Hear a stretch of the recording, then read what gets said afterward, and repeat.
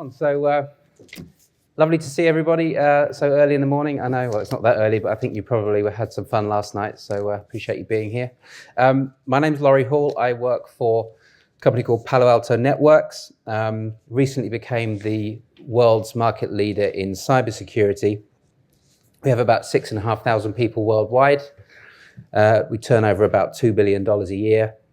And we're growing very fast, about 30% year-on-year growth for the past several years.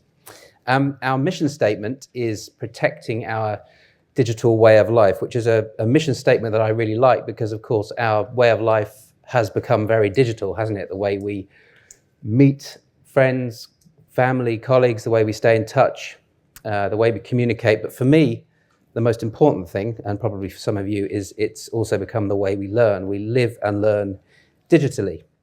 So I've been working in sales enablement of one form or another for about 20 years. I work for Palo Alto Networks now. Before I was working for Workday, a company some of you might know. Before that, I worked for Oracle. So for the last 10 or slightly less years, I've been working in the tech industry.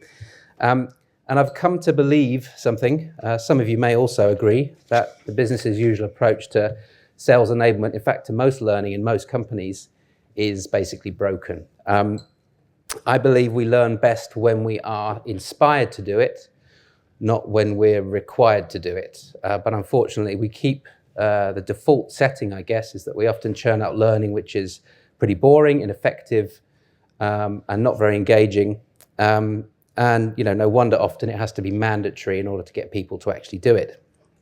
So I believe we need to stop making learning a chore. We need to challenge that status quo.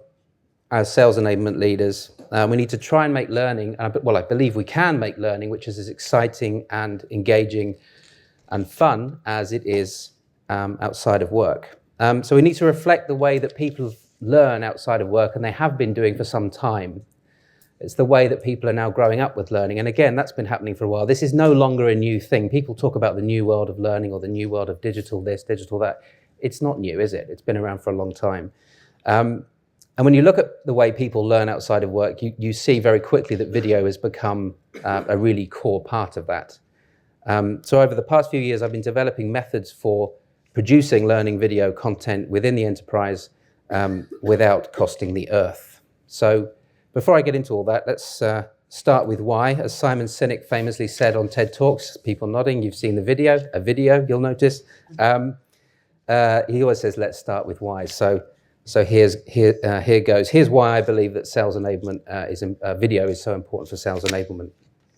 The first is scale. So this is a map that for some of you will be familiar, not because you've seen this map before, but the situation will be familiar. You're probably already realizing in most companies that you work for that you simply can't reach all these people with face-to-face workshops. You might reach the people in the UK or in Central Europe or mainland Europe, but you're not going to reach all these people down here or over here. It's just not possible. It's when you look at a map like this that the problem really sort of comes home. And I believe video is not the only way to reach people in this kind of scenario, but it's certainly, I believe, the best way. So we're getting to the point now, I think, where it's frankly indisputable that video is the way people prefer to learn given the choice. And this is the important part in the enterprise, is whether or not we give people the choice, and we often don't within work. There isn't the opportunity to learn from video. But for proof of why that's true, you only have to look at YouTube, and the numbers there speak for themselves. Video content, you probably heard this stat, it says here, will soon be 82% of internet traffic. I think it probably already is. And you can learn almost anything on YouTube. I've learned almost everything I know about video production on YouTube. I learned how to fillet a fish. I learned how to change the bottom bracket on my bicycle, which was stuck from some dude in Texas somewhere who posted a video 10 years ago, I think. I learned how to plaster a wall. People were impressed. So you've probably learned all kinds of things on YouTube. It's one of the first things that you find, isn't it? When you Google something, you often find a video solution to that problem. The key point for me about YouTube is not just what's on YouTube, it's the fact that every day thousands and thousands of YouTubers are producing very high quality, very effective content for almost peanuts every day. These guys are breaking this rule. You all know this rule, right? The rule that you can't have it fast and cheap and good. I think you can. Or these guys are doing that. Or at least faster and cheaper and gooder than perhaps what the alternative is. TED Talks is also a great example of obviously great video learning. I'm sure all of you have seen TED Talks. What I love about TED Talks is, again, it's an example of video and scale. It's allowed Chris Anderson to scale TED Talks from a virtually unknown private event 13 years ago to the global phenomenon that you see now. It might not be as ubiquitous as YouTube, but what I love about it as well is that it shows you a really good model for how to prepare speakers for presenting. And how to help people to present quite complex content in a way which is compelling and concise and works on video. So great example here is this brain scientist, lovely picture. I don't think that's a real brain, but it might be. So if she can get her, I mean, she's literally a brain scientist. If she can get her message across in 20 minutes, anyone can. Incidentally, I learned everything I know about public speaking from TED Talks, which is, I'm standing here as proof that no practice makes no perfect. So I don't do public speaking all that often, so I'd like to do more of it. Maybe I'd get better. So YouTube and TED Talks are great examples of learning by sort of browsing and discovering and exploring, and I really love learning that way, but not everybody does. And arguably in our context, we need something a bit more structured, more of a learning course, a learning program, and LinkedIn Learning, I think, is one of the best examples. It's not the only one. Probably one of the best examples of how to do that really well and do it with video. Incidentally, I learned, I think, almost everything I know about color correction on LinkedIn. So I'm giving these examples because these are platforms I actually use every single day myself to learn from. But we need look no further for an example of how to take video content and how to structure it and deliver learning in a formal, more structured way. So with all this in mind, a few years ago, I set myself a task, a goal, to figure out how to bring this kind of video learning into the enterprise. Obviously, it's been a long journey. I learned a hell of a lot on the way about video production, distribution, promotion, and I also learned an awful lot about how not to do it, which is what I want to show you now, because some of you might be thinking some of the same ideas, and hopefully I can show you where the bear traps are. So to start with, I was thinking along the lines of TED Talks, cover and record live events, use more than one camera, so you get that sort of multi-cam effect. I thought, well, I'll just go out and buy a camcorder. Yeah, that's a camcorder. I'm sure that'll do the trick. Should be fine. It's got a little flippy screen. It's a video camera. Cool. Should be great. Not really. It looks all right. It's not, well, no, it is terrible. It looks terrible. Although you can shoot with these, and you can do a multicam shoot, they don't allow you to use a microphone, which is a complete pain. You have to then record audio separately. And it was also, at this point, I learned how long it takes to edit videos. If you want to edit a multi-cam clip or a multi-cam event, you can't just use iMovie or something like that. You have to use something like Final Cut Pro or a similar professional application. So I got that. I learned how to use it. That was a very steep learning curve. And it's come in useful since then. But even at the very beginning, just dipping my toe in the water, I already discovered this is nowhere near as simple or as easy as it looks. I then was also learning about photography and video elsewhere, and I learned about this thing, which is called the exposure triangle. Any of you who are photographers or videographers will know what I'm talking about. I discovered that there's this thing called ISO, shutter speed, and aperture, which are kind of important when it comes to exposing an image correctly. So I got my cool little, what I still thought was a cool little video camera. I thought, I'll just figure out how to change these settings, and you can't. You can't do that. It's a full auto system. Same with your smartphone, same with a GoPro or any other kind of action camera. You can sometimes change these settings, but it's very, very fiddly. They're not practical for shooting video. Another problem with these little cameras is this. The sensor size is tiny. Why does that matter? Well, if you go back to this image, you can see that although the screen is exposed in a way that you can see it, the rest of the image is too dark. If you were then to increase the exposure so that you can see the people better, the screen would then be blown out. You wouldn't be able to see it at all. So there's not enough dynamic range. The camera's ability to capture the bright brights and the dark darks is very, very poor. So I bit the bullet. I'd already spent what I thought was a lot of money at the time on cameras. I was soon to discover what expensive means in videography. And I bought this camera, which cost about the same as the 3 cameras that I was now going to put on the shelf and leave there forever. Professional camera, sort of. It allows you to do separate, to audio. It has all the settings that you need for exposure. Should give a great image, right? I was thinking, now I've nailed it. Not really. It looks all right. It's slightly better than the previous one. The problem with shooting events like this is that they are always very high dynamic range. This scenario we're in right now, black tables, dark shadows, bright lights. I'm not lit very well for video. In fact, I'm not lit at all. There's no light on me.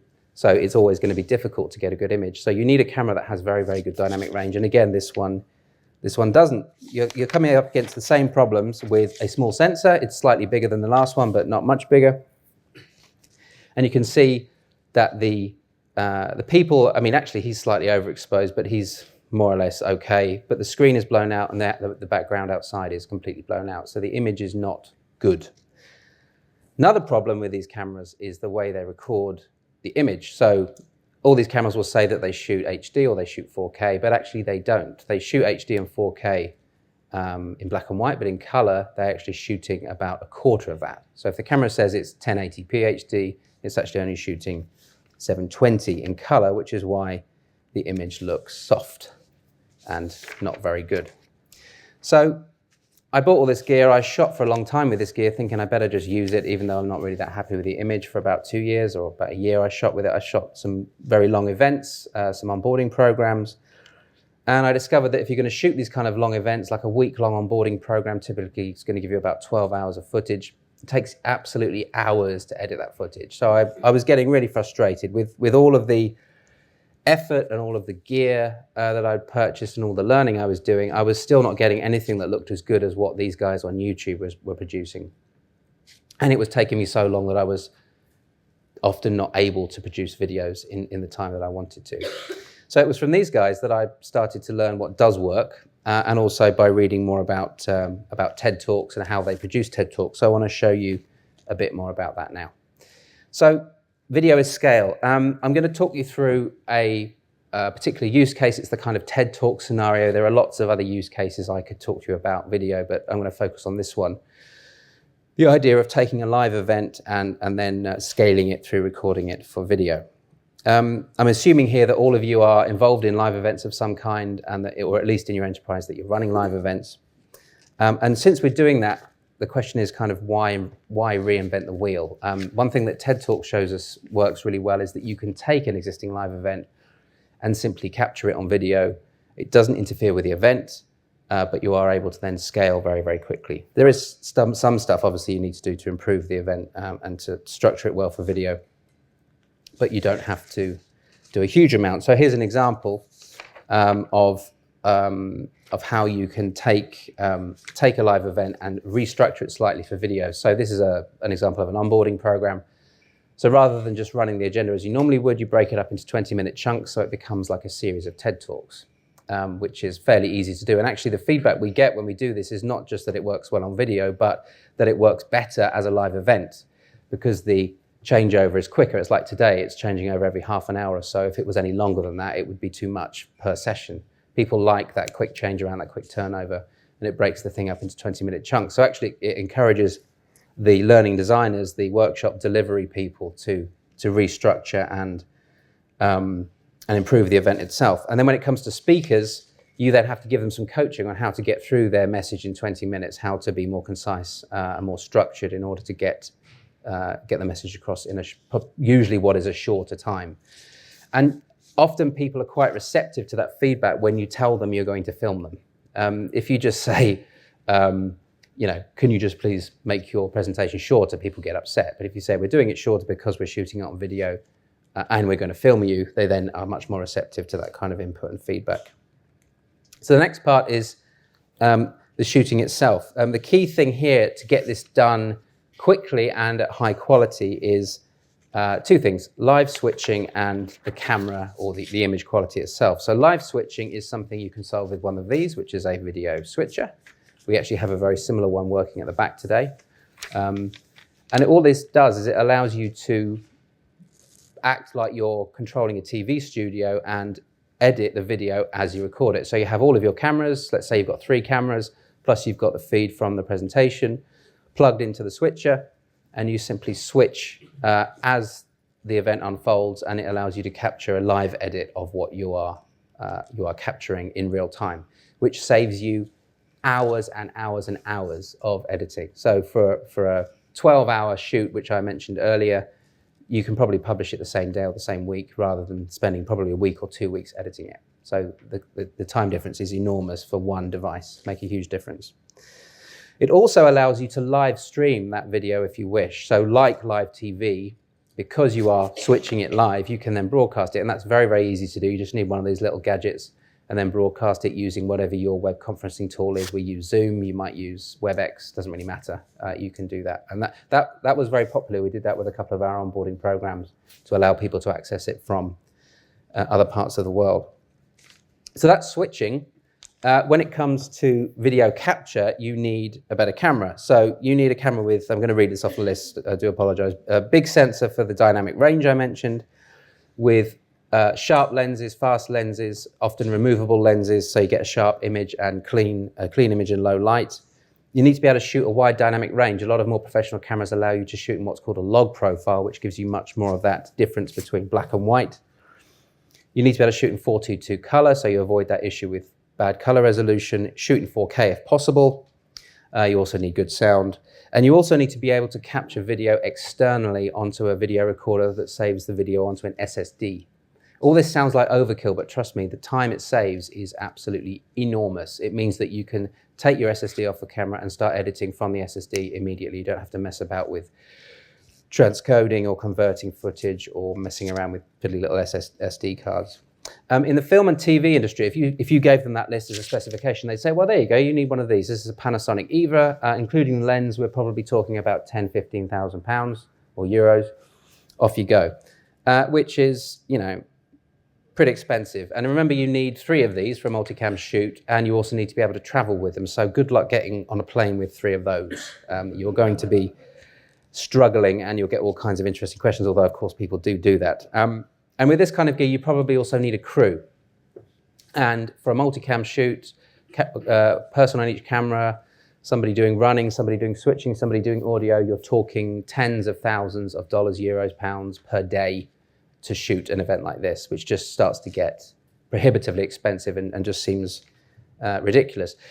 The good news is these days, with all the technology that we see, partly driven by YouTubers demanding it, is that you can get equipment like this, which gives you a very, very similar image for an absolute fraction of the price. Has a big sensor, has a massive choice of lenses. It allows you to shoot in the same color resolution we were talking about. It can do good sound, has log. You can record externally to SSDs. Total price for that package that you can see there, which includes an audio adapter and this external recorder, is about $3,000 per camera, although you wouldn't need all of that equipment on every camera. It might still seem expensive, but it's a fraction of what it would cost to do it the normal way.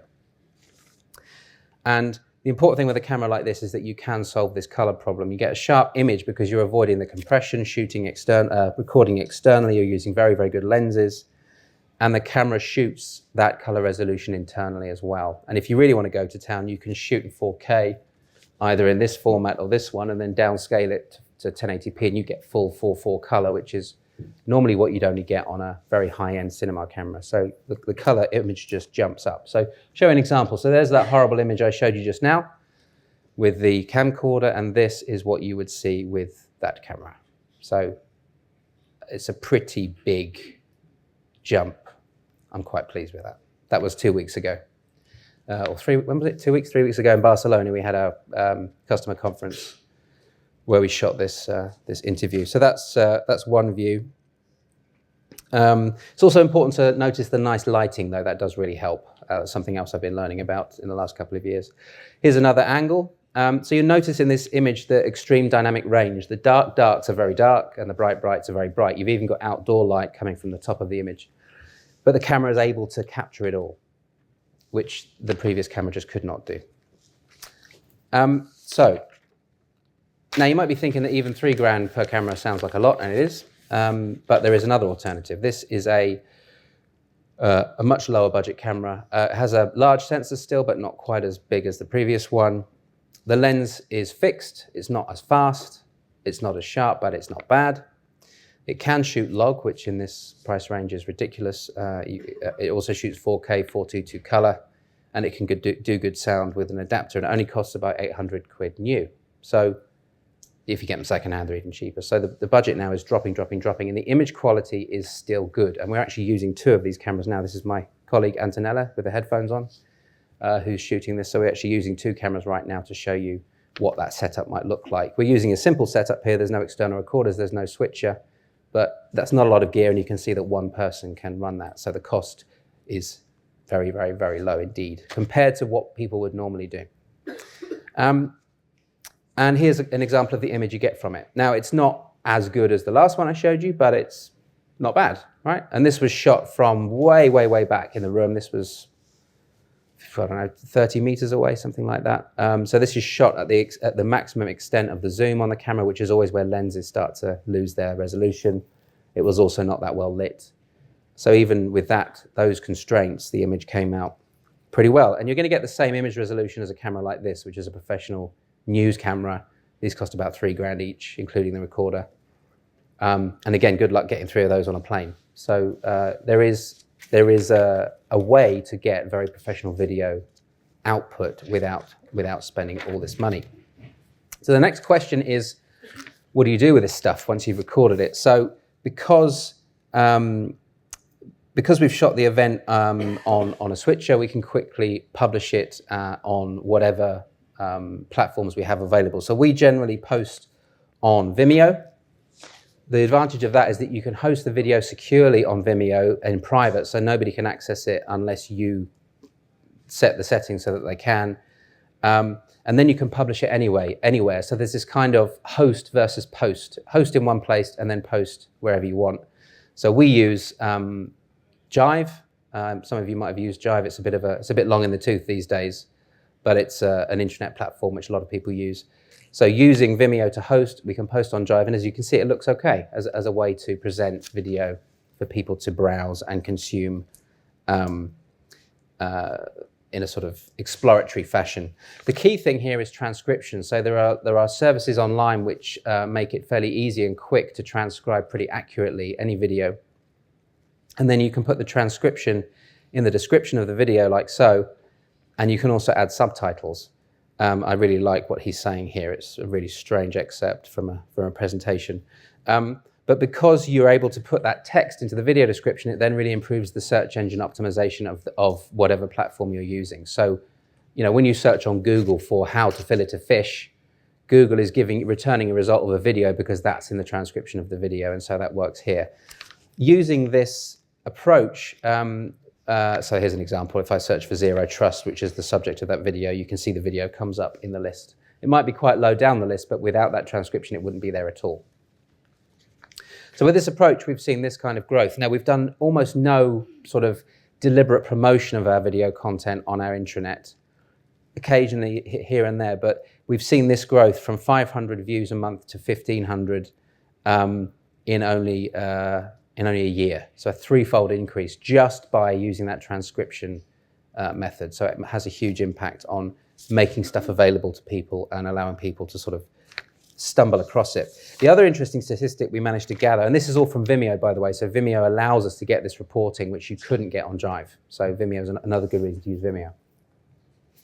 Another interesting statistic here is that just over half, or only half, of our users are from the US. And you might think, well, so what? Well, our population in our company is by far predominantly in the US. So you can see that there's a disproportionate number of people from outside the US using this content, which kind of backs up my hypothesis that in order to reach people out there in the far reaches of the empire, video is a really great way to do it. And we see a lot of people from outside of our core business in the US accessing this stuff.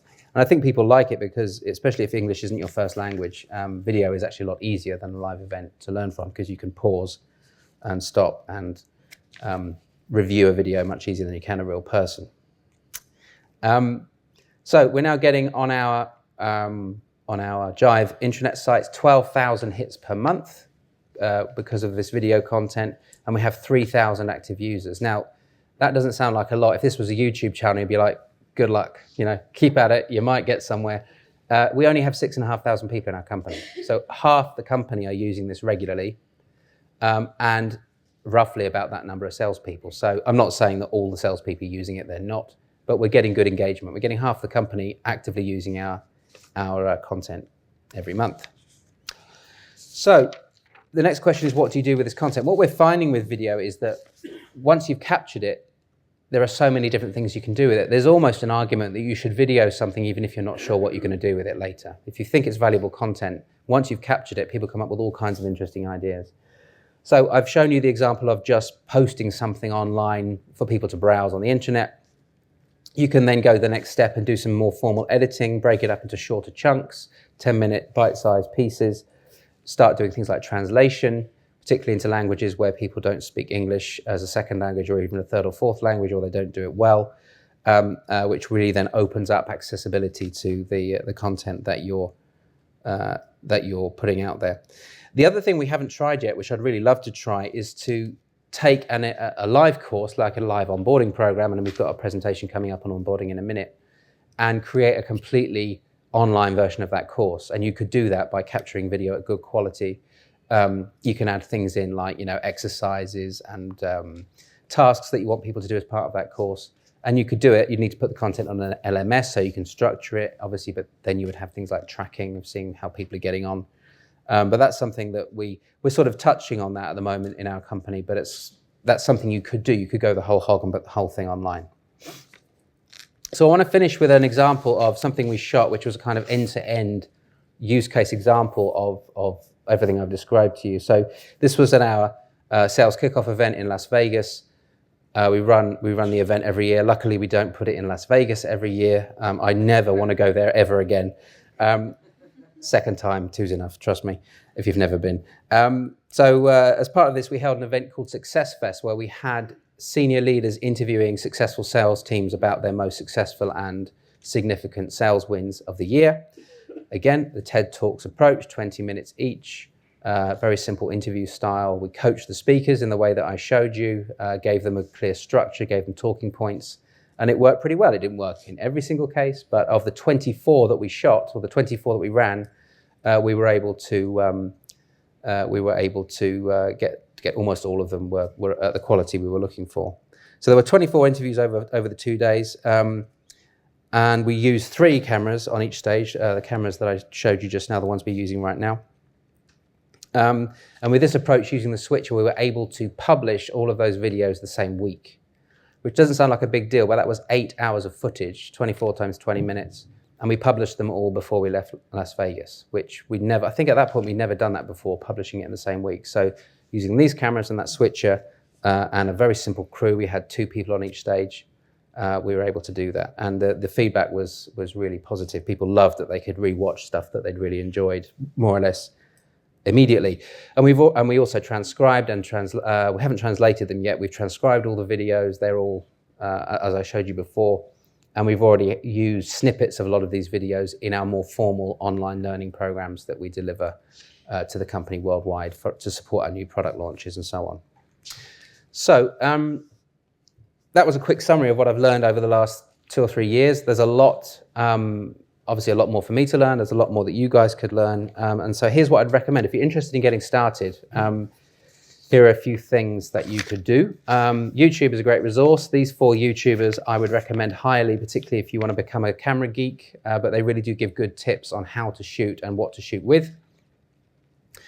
Gerald Undone, DP Review, Nigel Barros, and DSLR Video Shooter. They also, I think not all of them, but most of them offer their own guides and training programs which you can buy. They're not expensive, but they're actually a really good introduction to getting started, particularly if you buy one of the cameras that they recommend. They then have a guide for that camera. That's how they make their money.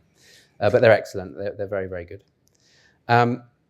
Another one is books, obviously not videos, although that first one has 14 hours of video, so I'm allowed to tell you about this. Those first 2 are really good if you just want to learn how to shoot photos or videos and expose them correctly. They're indispensable. The first book's a bit more accessible. The second one's a bit more serious, but they're both very, very good. The last one is fairly self-explanatory what that book's about. But if you've learned how to shoot photos, or if you're already a photographer and you want to then translate those skills into videography, then that last book is a really great way to do it. And then TED Talks. I didn't really talk as much about TED Talks as I'd like. It's fascinating how they produce that conference, that thing. There are 2 excellent books out there, you may have read them, about how TED Talks is done, how they prepare speakers. Everyone memorizes their 20 minutes speech, which in the real world is very difficult. People don't have the time to do it. It takes 6 weeks to memorize a speech, typically. Which I did try once and it worked, but it was hell. I'm never doing that again.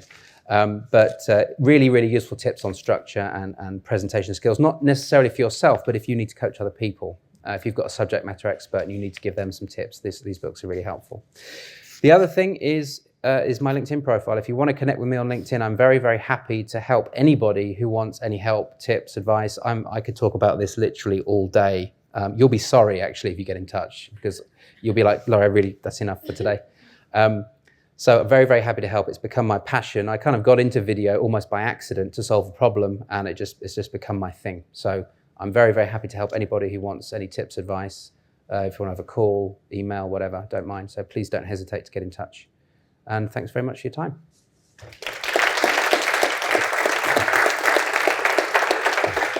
You step off. Are there any questions for Laurie? Oh, good point. Yes. We've got time.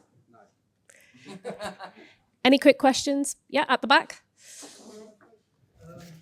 you believe there is a quality threshold that drives the difference in terms of consumption of content? So do you consider something which is really not acceptable?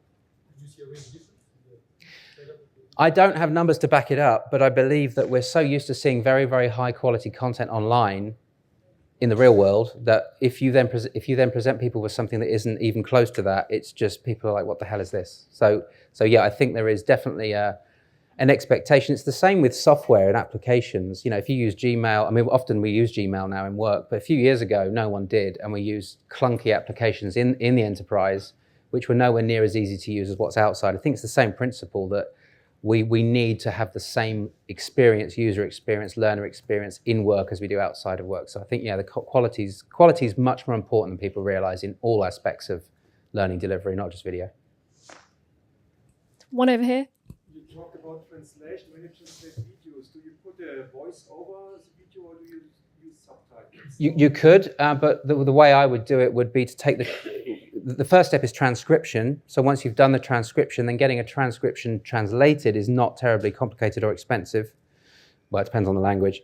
So I've done that for French, I've done it for Japanese, some others, and then you just put that in the subtitles as an option. So, you know, on some YouTube videos or on Netflix, you can choose the option. So that's how I do it, yeah, with text. But you could do a voiceover if you wanted. If you see on the one side the slide deck and then additionally you need to concentrate on the subtitles, so maybe it can be a bit complicated. Depends on the content. Yes, you're right, but it does work. That's a good point, because the issue, one question is, how do you get people to present in a way that works well for video? Having lots of detailed slides doesn't work. So I mean, I don't know if you noticed, I tried as much as I could not to just give you loads of text, keep pictures the main thing. So if you do that, then when you add the text, it's not so distracting. But you're right. I mean, if you had a use case where that was a problem, you might consider doing voiceover instead. But then that starts to get more expensive and more complicated. Any other questions? Thank you very much. Thank Laurie. you.